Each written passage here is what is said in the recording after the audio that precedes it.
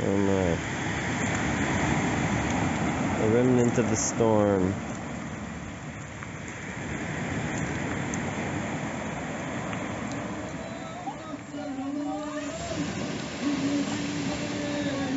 Yummy, yummy. We've got cabbage salad.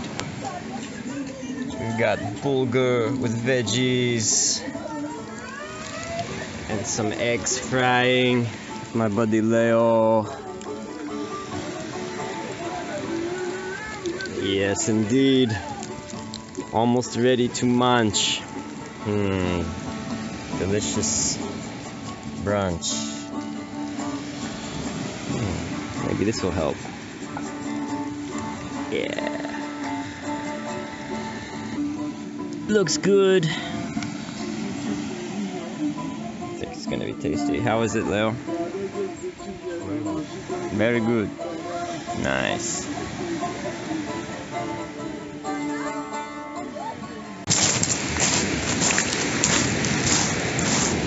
Going to the old place. It's been a while since I've been to the bunker home, and I'm a little bit worried that something maybe happened there, but most of my important things are here. But I'm attached to that place still, so I can't help but be curious what's going on. So let's see. Yeah, the sea is still pretty high. Still pretty high, so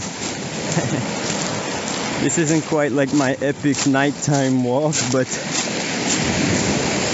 you still have to be careful because it's highly unpredictable when the waves decide to kiss you.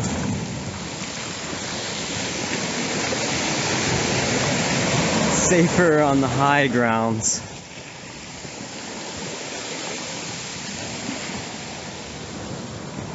Hello, sea.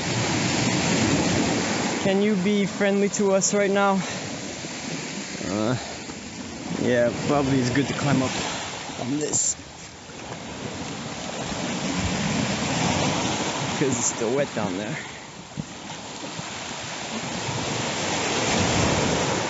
But here is probably okay. We can see where the sea has kissed the stones. These ones look pretty dry for the moment. Even here's okay. But I don't trust her. She's tricky. She's a tricky sea. This is the most difficult part, because there's no gap.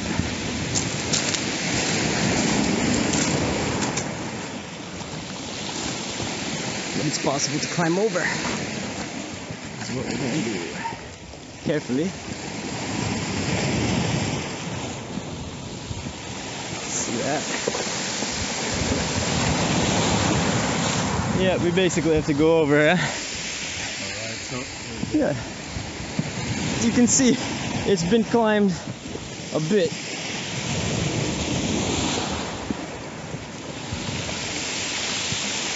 Oh no. This is the part that's we're gonna have to be really careful.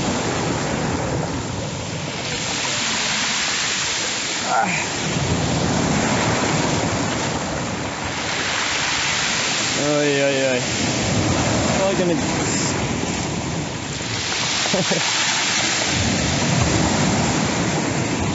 when the waves are like, there's gonna be a moment we can run across.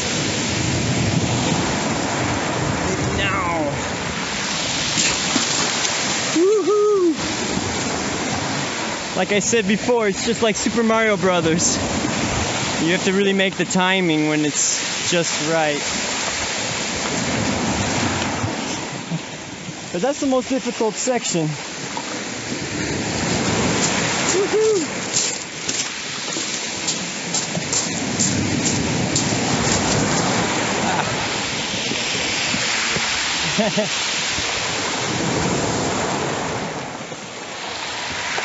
All right. That was the hardest part. This was all covered by the seeds. Yeah, I came all the way up. It really destroyed a lot of things. You can see all these rocks here. Those weren't really there before. This shelf of pebbles, it's new.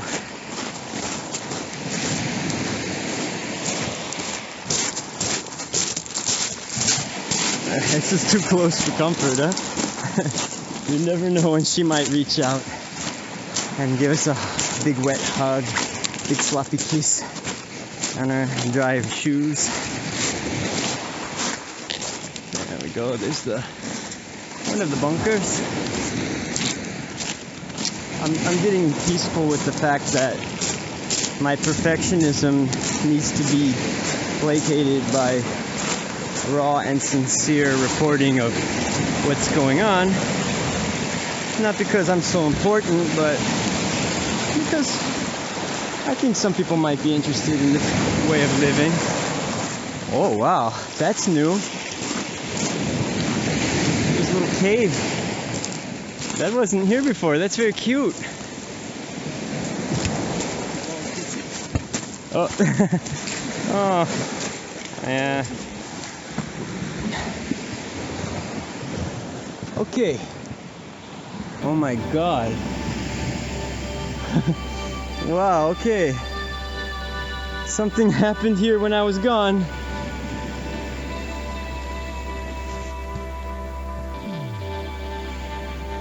This happened. Oh. So, you can see the wreckage. Okay. My house. My house. I guess it's good I wasn't living here when this happened.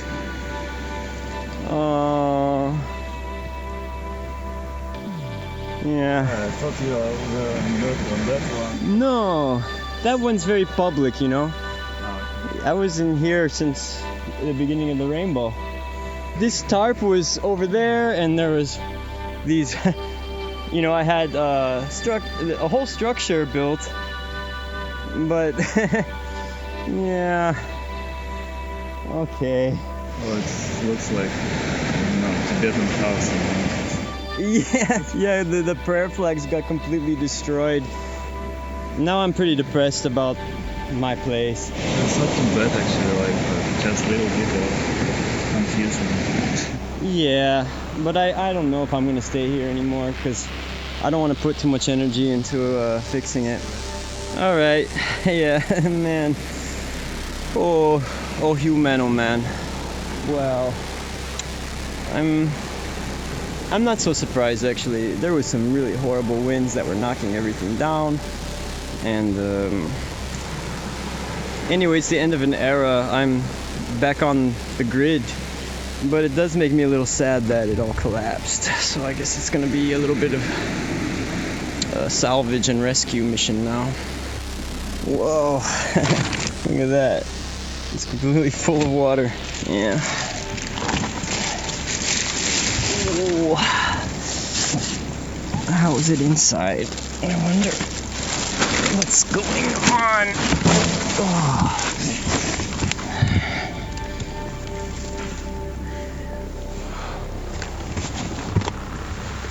Well, could be worse. Pack up my crystals and a few other things, my frog mask. Well, I'm really glad then that I documented everything a bit, because this was a special experience for me to live in this place for the 3 months that I was here. And my father says, you know, you can do anything for a season. And for me, that season was living in this house. Well, house. It was my home. And it still is my home, but now it's definitely not livable. Now my energy is to do creative work of documenting nature and working on my office time. You know, winter time is office time for me. And maybe this is a sign that I made a good decision and that my retreat was wise, and I'm flowing with the seasons. this house was great for warm summer weather, but definitely not advanced enough to stand the harsh sea, wind and rain, all that.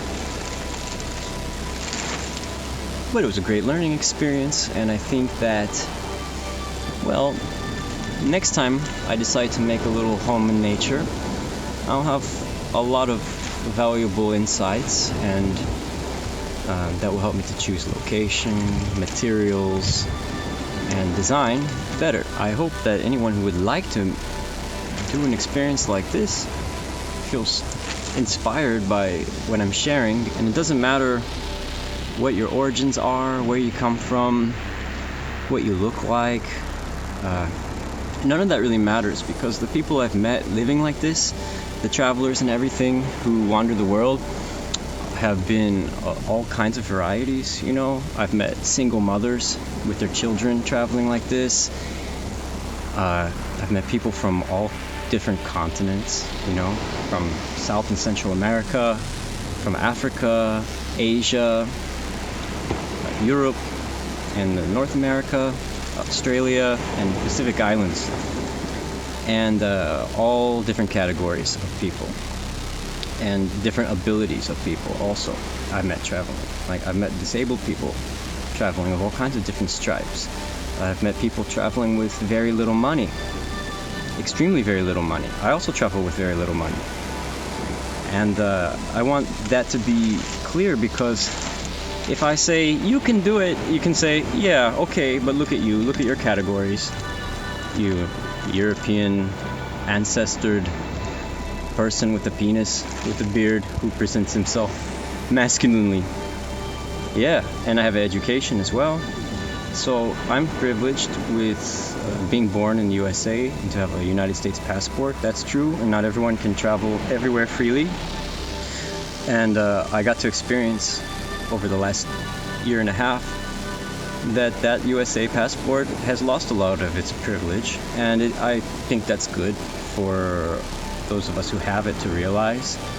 Although I think it's sad, because I wish all the people who want to travel the world and see it in an affordable way can do it, because I think a lot of people have an idea that to travel you need a lot of money saved and you need to have all of these preparations and plans. But I've gone for more than 6 years like this, with very little money and with very little plans, and the road just shows itself to you. I like to say that you don't see your parachute until you jump out of the airplane. And you can prepare as much as you like, but you don't know about that parachute until you use it. And I really believe that we all have a kind of parachute that when we jump out of the plane, we figure out quickly how to open it. And I'm not saying to be careless and irresponsible, and I think it's really important that people try to gather some resources before they go on their adventure. And but then there's a point maybe where you're on your adventure and you run out of resources, and that does not mean that you need to give up. You can be resourceful, and there's many things besides money that you have to offer. You know, your own delightful personality that you uniquely have, your stories, your listening, just being a good listener and a helpful person around the house, someone who likes to cook for others and to clean their space and make it nice, and to listen, because in my travels a lot of people wanted to host me a lot longer than they even offered at first, because we became friends and I was a good listener. And when you're a traveler and you're a listener, you offer a really beautiful thing to someone, because they can share parts of their self that maybe they don't even share with their family or closest friends, because they feel they'll be judged. And as a traveler, you quickly learn that judging people is not a good adaptation for survival. But it's not a selfish thing. It's more like living in an ecosystem. And living in an ecosystem is not revolve around one artificially monopolized thing such as currency, but the ecosystem has many inputs and outputs. And so when we live in an ecosystem, like a true, full, sovereign living organism, we can exchange and receive gifts of all magnitudes, and they're really beautiful. And I'm again so grateful that I had the gift to stay here on this land. I don't own it. I'd never paid for it. No one had anything against me staying here. Albania is great because they really respect free camping, and also people are super respectful. You know, I wasn't here for a week and no one came and took all of my things. And that's why I'm here in Albania a lot of times, because it's a place I can be alone and people don't bother you. I'm a bit sad to see the state of this place, but I'm also glad to have a final closure, you know. Maybe it's just to leave it like that. Okay.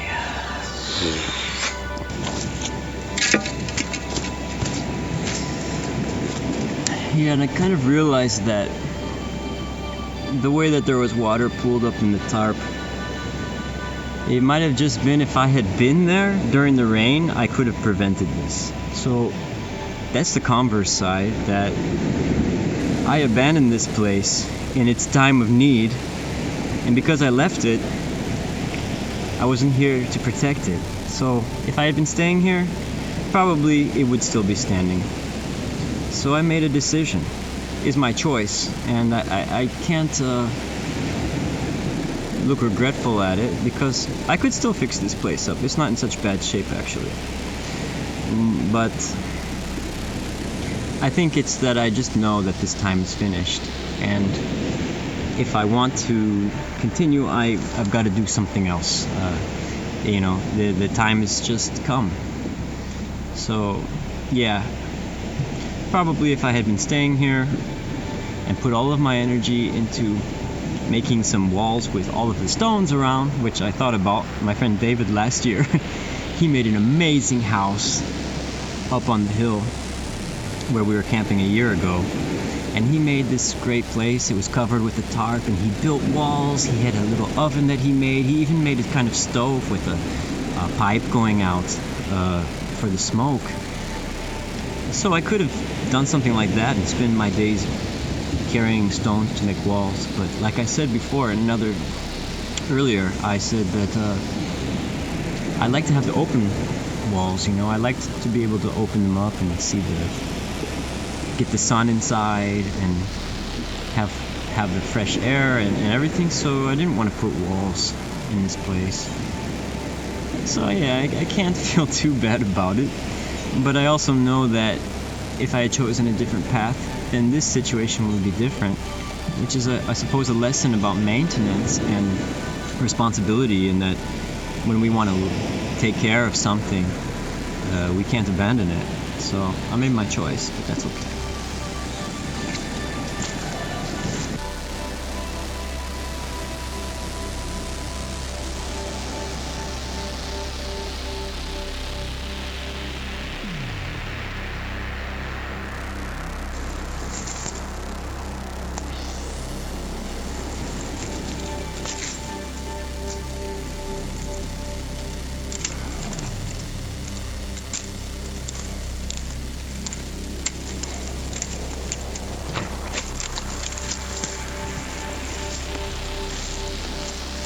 Yep.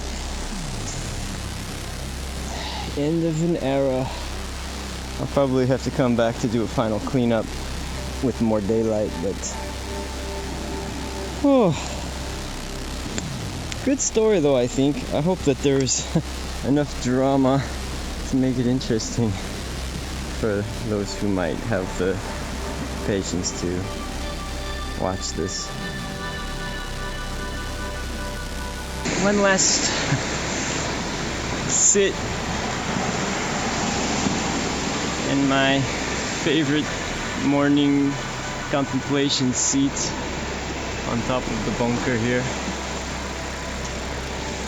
Yeah.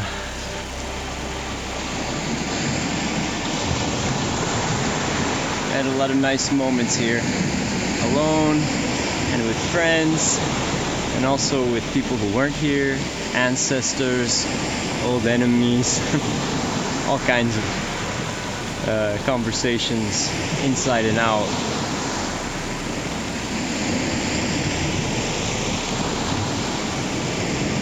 And just because this time is over here doesn't mean I can't come back and enjoy. Maybe someone else will come and live here for a while. The door's open.